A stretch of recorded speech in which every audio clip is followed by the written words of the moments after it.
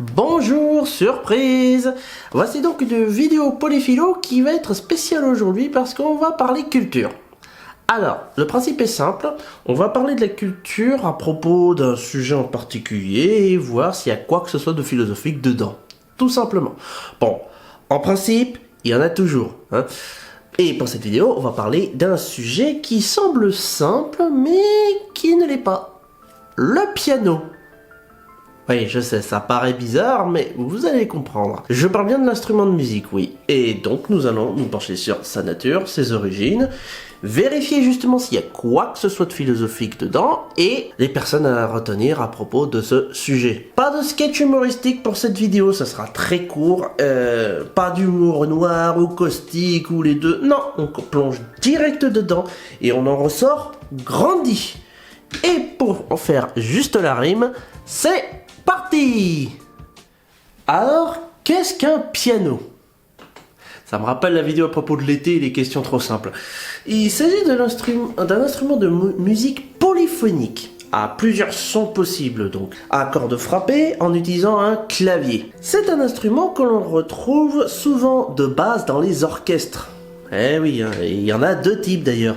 Des pianos droits, munis de cordes verticales, et les pianos à queue, qui eux sont munis de cordes horizontales. Son nom vient de pianoforte, son ancêtre du XVIIIe siècle, capable comme le piano de modifier l'intensité des sons en fonction directement de la force avec laquelle tu vas frapper les touches. C'est-à-dire que plus tu vas frapper sur les touches, plus le son sera puissant. Ce qui est tout le contraire des instruments tels que l'orgue, l'épinette ou le clavecin. Parce que oui, avant les instruments à cordes frappées, eh bien, il y avait les instruments à cordes pincées, comme le clavecin. C'est un instrument dont l'apogée a été atteint lors du XVIIe siècle, juste avant le pianoforte.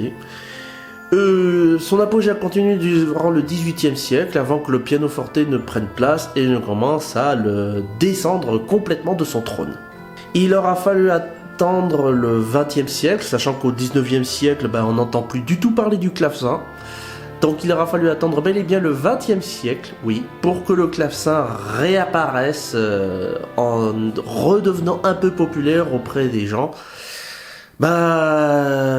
J'imagine pour la soif de la redécouverte de l'instrument. Mais alors, c'est là qu'on peut se poser la question. Qu'est-ce qu'il y a de philosophique sur le piano? Eh bien, j'ai fait mes recherches et j'ai trouvé une personne. Eh bien, il s'agit d'un musicien parmi les philosophes. Oui, ça existe. Et en plus, c'est un gars de chez nous, donc Cocorico, c'est un Français. Mesdames et messieurs, il est grand temps que je vous présente Vladimir Jakelevitch. Alors, c'est un philosophe et un musicologue qui est né le 31 août 1903 et qui est à Bourges et qui est mort le 6 juin 1985 à Paris. Et il avait une vraie fascination pour le piano. Après ses cours de philosophie à la Sorbonne, son quotidien, c'était de revenir chez lui et en étant seul ou accompagné d'élèves, eh bien, il passait son temps à oublier un peu les soucis du monde en faisant du piano, sachant que chez lui, ses murs étaient tapissés entièrement de partitions. Ouais. Et donc, son avis sur sa passion du piano, eh bien, il y a une interview qui revient souvent en 1979 avec son ami compositeur Alexandre Tansman. Je joue du piano pour rien, parce que j'en ai envie. Je me demande même si je n'aime pas davantage le piano que la musique. Le piano, c'est un plaisir particulier à enfoncer les touches. Étant donc plus philosophe que pianiste, il a quand même inspiré nombre de musiciens comme Anne Kefelec, et sa passion du piano ayant façonné son œuvre philosophique, cela fait donc de lui un philosophe unique, avec son point de vue sur la métaphysique du je ne sais quoi et du presque rien, ainsi que la morale de l'intention bienfaisante, et surtout l'esthétique de l'ineffable. une œuvre inspirée par le piano et qui raccroche via la musique du piano les deux œuvres précédentes. Donc, vous avez de quoi faire vos recherches. Pour en revenir au piano, eh bien, il va falloir que je cite quelques pianistes connus que j'ai retrouvés via un classement que j'ai retrouvé sur le net. Donc, le tout premier qui est bien connu, il faut quand même parler de Frédéric Chopin, dont vous avez certainement entendu parler d'une manière ou d'une autre dans tous les médias possibles et imaginables. Il est né en 1810 et il est considéré comme le plus grand compositeur du 19e siècle. Parmi ses œuvres, une des bien connues s'appelle Les Nocturnes. On continue avec Sonia Belousova, pianiste américaine d'origine russe, née en 1990. Sa particularité, c'est qu'elle est douée de manière précoce. C'est simple, elle a commencé le piano à l'âge de 5 ans et elle a commencé à composer à l'âge de 10 ans. C'est une enfant prodige, je ne sais pas si vous vous rendez compte. Certains vont jusqu'à dire qu'elle est la meilleure des pianistes contemporains aujourd'hui. C'est pas rien. Ludwig van Beethoven, bien sûr, vous avez entendu parler de lui aussi, c'est sûr à 100%. Eh bien, il est l'un des pianistes des siècles passés les plus connus. Il est né à Bonn en Allemagne en 1770 et il a révolutionné à lui tout seul l'art de l'écriture du piano et ses compositions symphoniques puissantes et intenses influencent encore la musique occidentale durant tout le 19e siècle et peut-être bien même de nos jours également. Par exemple, sa 5e symphonie.